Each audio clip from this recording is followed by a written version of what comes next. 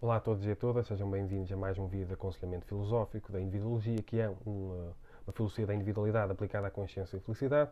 Dou sempre a sugestão no começo dos vídeos para subscreverem o canal, para acompanharem o meu trabalho, para verem o resto dos vídeos, que é muito importante, porque eles colacionam-se de uma maneira ou de outra e ajudem a divulgar. Pronto. O tema que eu escolhi para hoje é responsabilidade hermenêutica, escolhas, liberdade intelectual e felicidade. É mais ou menos, vou falar um bocadinho à volta disto. A questão da liberdade intelectual e a questão da escravidão intelectual inconsciente por causa dos nossos apegos e bloqueios intelectuais, por causa do nosso conservadorismo intelectual inconsciente, tudo tem a ver com o exercício intelectual em que eu faço uma desconstrução, são temas que eu tenho trabalhado muito, que eu tenho desenvolvido muito, que eu tenho estudado muito, que eu tenho refletido muito, e é um dos temas que eu trabalho muito nesta obra, Filosofia aplicada à consciência e felicidade, na obra Filosofia da Ignorância, publicada no Brasil, que eu neste momento não tenho aqui nenhum exemplar para mostrar, na minha obra de poesia individualista, a minha única obra de poesia publicada, que é uma obra de poesia filosófica, em que eu faço uma desconstrução também do exercício intelectual, da liberdade intelectual e a sua relação com a felicidade, na minha obra Individuologia, Filosofia aplicada à felicidade, um ensaio sobre o filósofo maluco e sobre a consultoria filosófica, na minha obra Filosofia e Felicidade, também falo acerca dessas coisas, uma obra criada para chegar ao público em geral, principalmente, sem conceitos e sem palavras muito difíceis. A minha obra Liberdade e os Escravos, em que eu desenvolvo muito esta questão da liberdade intelectual, do exercício intelectual e da sua relação com a felicidade, entre outras coisas, como as escolhas todas que uma pessoa faz todos os dias, porque todos, no fundo todos nós queremos ser felizes. E responsabilidade hermenêutica. Para quem não estiver familiarizado com a palavra hermenêutica, eu dou sempre a sugestão, além de uma pessoa poder procurar no dicionário e procurar a definição filosófica, mas pronto, no dicionário pode substituir pela palavra interpretação, para simplificar as coisas. E eu vou ler agora uma parte do capítulo Responsabilidade hermenêutica, ou do subcapítulo, para nós refletirmos depois um bocadinho acerca destas questões da responsabilidade hermenêutica, que eu faço muita desconstrução do exercício intelectual. Então vamos lá. Responsabilidade hermenêutica. As pessoas têm o poder da interpretação, têm a possibilidade da interpretação, têm uma liberdade que lhes permite escolher ou não interpretar. A prioristicamente. Portanto, onde há poder e liberdade, deverá também haver responsabilidade. As pessoas são responsáveis pelas interpretações que realizam diante seja o que for, diante de qualquer objeto interpretativo. São responsáveis tanto pela dimensão consciente como pela dimensão inconsciente. A hermenêutica é um ato de responsabilidade, é um ato que deverá ser de responsabilidade, de autorresponsabilização. A adequada compreensão de qualquer objeto interpretativo é da responsabilidade de cada individualidade. O objeto interpretativo pode ser, agora não estou a ler como é óbvio, pode ser uma teoria, uma ideia, uma ideologia, um discurso político, pode ser um argumento, pode ser muita coisa. Pode ser um sistema filosófico, um sistema científico, seja o que for. Uma crença, portanto, pode ser um objeto interpretativo, pode ser essas coisas todas. É um objeto diante do qual uma pessoa está a realizar ou pode realizar uma interpretação, por exemplo. Portanto, a adequada compreensão de qualquer objeto interpretativo é da responsabilidade de cada individualidade. Num enquadramento em que deverá haver autoconsciência para o bem da consciência do sujeito hermeneuta. Interpretar deverá ser, que somos todos nós, como é óbvio, interpretar deverá ser tornar-se responsável pela própria interpretação, pela adequada compreensão do objeto interpretativo. É uma questão deontológica, onde há o dever, há a responsabilidade. Quando alguém quer compreender algo e consegue, é porque houve uma responsabilidade hermenêutica que foi assumida em que o objetivo máximo foi atingido. É a compreensão, entre outras coisas que existem. É claro que estas não são as únicas variáveis inerentes ao exercício hermenêutico, mas são fundamentais. A compreensão é possível apenas onde há vontade, uma vontade verdadeira. E a vontade existe onde há responsabilidade, onde há compromisso, onde há amor pela sabedoria, pela verdade, pela objetividade, pela compreensão. O sujeito hermeneuta deve ser o sujeito responsável, autoconsciente. Um sujeito que assume o compromisso. Um sujeito que honra a sua responsabilidade máxima, compreender o objeto interpretativo. Sem fugas nem denigrações. Quem é que não assume esta responsabilidade hermenêutica? O sujeito egóico, com todos os seus medos, bloqueios e apegos intelectuais. Com toda a sua superioridade. O sujeito egóico prefere comprometer-se com a mesmice, com o conforto intelectual, com a zona de conforto intelectual. Prefere comprometer-se com a ilusão, com a confortável ilusão. Ele prefere uma confortável ilusão a uma verdade desconfortável e, por causa disso, não consegue assumir a responsabilidade da compreensão hermenêutica. Pois, por vezes, compreender algo implica a necessidade de ter de colocar em causa o próprio sistema de crenças. Implica a hipotética necessidade de mudança. Implica desapego e desilusão. E como isso poderá doer, poderá ser desconfortável, o ego prefere não assumir a responsabilidade. Um sujeito hermeneuta responsável é um sujeito que se disponibiliza sempre para aprender algo novo, mesmo que isso implique a mais radical e dolorosa desilusão. É um sujeito que sabe que só compreenderá, seja o que for, caso assuma esse compromisso, esse dever, essa responsabilidade.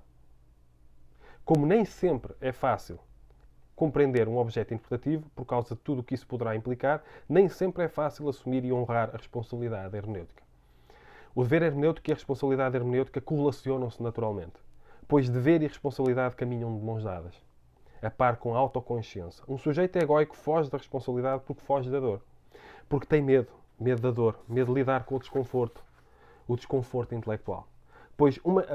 Mas a interpretação é um ato de coragem. Hermenêutica e coragem completam-se. Sem coragem, o exercício hermenêutico não se realizam plenamente. Interpretar algo é colocar aquilo que se sabe e aquilo que não se sabe em cima da mesa. É colocar aquilo que se acredita e aquilo que não se acredita em cima da mesa. É colocar aquilo que se concorda e aquilo que não se concorda em cima da mesa. É colocar o conforto e o desconforto intelectuais. É aceitar estas dualidades. Quem não estiver pronto para as aceitar, periodicamente, também não estará pronto para o verdadeiro e responsável exercício hermenêutico. Eu não estava para ler o capítulo todo, ou o subcapítulo todo, mas entusiasmei-me. Isto é muito importante para aquela questão do nosso ego, que eu falo muitas vezes. O nosso ego é um sistema de sobrevivência que nos faz fugir da dor e que nos faz fugir da morte. Ele faz-nos fugir do desconforto intelectual. É aquela questão que eu já falei em outros vídeos, que às vezes já aconteceu uma pessoa estar à mesa, uma conversa, seja o que for, e acontece com vocês, eu quero falar no sentido geral, quase a certeza que há pessoas com muitas convicções acerca de uma coisa, muita certeza sobre ela existir, não existir, concordar ou não concordar com ela, ter lógica ou não ter lógica, ter sentido ou não ter sentido. A pessoa tem muita convicção com uma bandeira e impõe isso às outras pessoas e vai saber o que é que a pessoa sabe acerca disso, e às vezes a pessoa não sabe quase nada. A pessoa só tem muita convicção. E às vezes, quando se toca em determinados assuntos, parece que surge ali um conflito hermenêutico. Uma das questões que eu também trabalho nesta obra, Filosofia Aplicada à Consciência e Felicidade, com o prefácio do Dr. Jorge Humberto Dias, é importante fazer essa referência que eu não fiz há bocado.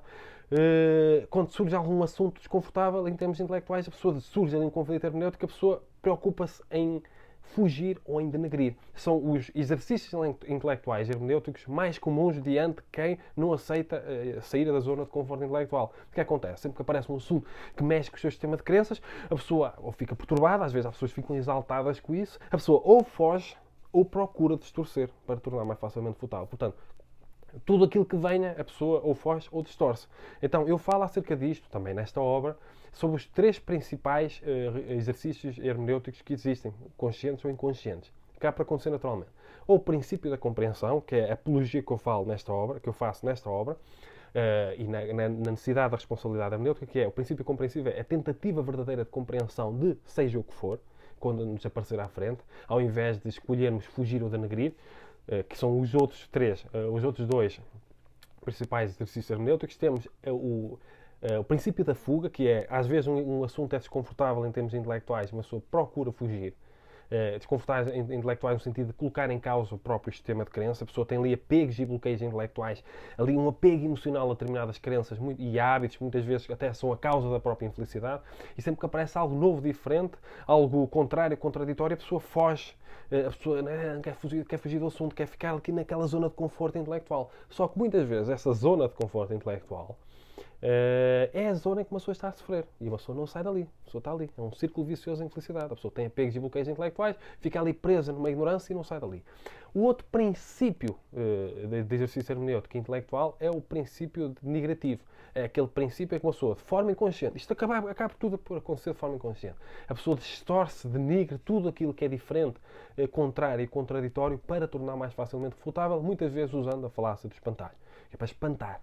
É melhor distorcer aquilo, denegrir, porque eu quero é continuar a pensar da mesma maneira. Portanto, o exercício hermenêutico intelectual, com este princípio de compreensível, precisa que uma pessoa honre o compromisso de colocar a busca da verdade em primeiro lugar. Não é o conforto que tem que estar em primeiro lugar. Não é continuar a pensar da mesma maneira e não é a mesmice nem o conservadorismo intelectual. É compreender o objeto interpretativo diante do qual uma pessoa está entrar em contacto verdadeiramente, ter verdadeira intenção, vontade de compreender esse objeto. Esta vontade tem de estar, este compromisso, esta responsabilidade, esta vontade tem de estar em primeiro lugar, tem de ser a prioridade. A prioridade não pode ser continuar a pensar da mesma maneira, dentro deste enquadramento sistémico. A prioridade tem de ser a busca da verdade, mesmo que uma pessoa tenha de sair da zona de conforto intelectual, mesmo que uma pessoa tenha de se desiludir. Que a desilusão pressupõe uma ilusão a priorística. A pessoa está apegada, a pessoa tem uma ilusão e primeiro tem de haver uma desilusão. E essa desilusão pode ser um processo de dor, pode ser um processo desconfortável, mas é importante que depois floresça algo melhor, que a consciência se abra para novas possibilidades, que poderão ser muito mais felicitárias. Estão a compreender? Para ajudar as pessoas a construir uma vida mais feliz, uma consciência mais feliz, eu tenho de ajudar as pessoas a criar uma consciência mais livre, que é o que muitas vezes elas não têm. Elas estão ali fechadas numa bolha, com apegos e bloqueios intelectuais, com conservadorismo intelectual, fechadas naquela ignorância, não se abrem para resolver a causa da infelicidade e da ignorância, uma das 4 novas verdades da filosofia budista. As pessoas não se abrem para resolver esse problema que é a ignorância que está a causar a infelicidade, ficam ali presas, uma mesmice, num círculo vicioso de infelicidade, porque não assumem a responsabilidade hermenêutica de coisas novas que possam aparecer, essas coisas novas são muitas vezes a condição de possibilidade de uma pessoa sair de um estado de infelicidade e transitar para um estado de mais felicidade ou de felicidade. Estão a compreender? Portanto, eu preciso fazer uma desconstrução da consciência, por isso é que eu falo nesta obra, na sinopse, que a adequada filosofia aplicada precisa de uma desconstrução de uma filosofia da consciência. Estão a perceber? Pronto, fica aqui mais um vídeo de aconselhamento filosófico. Se quiserem aprofundar este texto, está aqui. Filosofia aplicada à consciência e felicidade, com prefácio do Dr. Jorge Humberto Dias, uma consciência livre, uma consciência feliz. Eu tenho outros livros em que eu falo acerca de mais ou menos este tipo de temáticas, principalmente uma filosofia aplicada à consciência e à felicidade, no sentido geral. Dou a sugestão para, se quiserem ler em formato papel ou digital, encomendem um livro ou comprem e-book.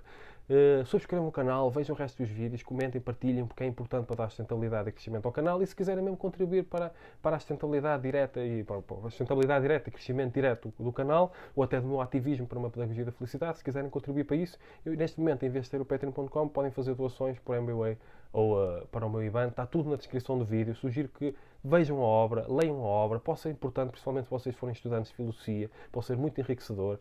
Se vocês quiserem transitar de um estado de infelicidade para um estado de felicidade com conhecimentos filosóficos, eu partilho tudo isso nas obras que eu publiquei. Portanto, sejam felizes, cumprimentos filosóficos. Eu falo um bocado mais depressa para este vídeo também poder ser publicado com X tempo na totalidade no Instagram, portanto eu tenho que falar um bocadinho mais depressa mesmo que eu não tenha vontade disso. Portanto, sejam felizes e cumprimentos filosóficos.